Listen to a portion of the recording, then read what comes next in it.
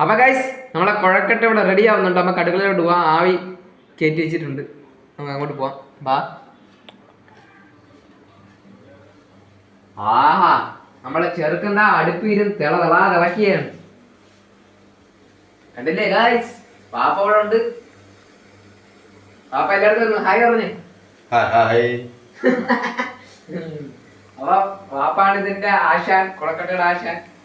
കുഴക്കട്ട ഉണ്ടാക്കിയതെല്ലാം വാപ്പയാണ്, അടുപ്പിലെടുത്ത് വെച്ചതും വാപ്പയാണ്, എല്ലാം വാപ്പയാണ്. കണ്ടില്ലേ ഗൈസ്, കുഴക്കട്ട അടുപ്പിൽ ഇങ്ങനെ തിളച്ചോണ്ടിരിക്കുക. ഈ തിളപ്പിൽ കുഴക്കട്ട നമുക്ക് 2 തുണ്ട് കാക്കാം, അതായത് നമ്മുടെ വയറ്റിനുള്ളിൽ. ആ അല്ലേ? പിറ്റേ ദിവസം ആകുമ്പോഴത്തേക്കും ബാത്റൂമിൽ പോയി ഇരിക്കാം. ഒരു കുഴപ്പമില്ല, സൂപ്പർ പൊറോട്ട. ജയിലിൽ പോലും എത്ര പൊറോട്ട കിട്ടുന്നില്ല, അല്ല ഉണ്ട്.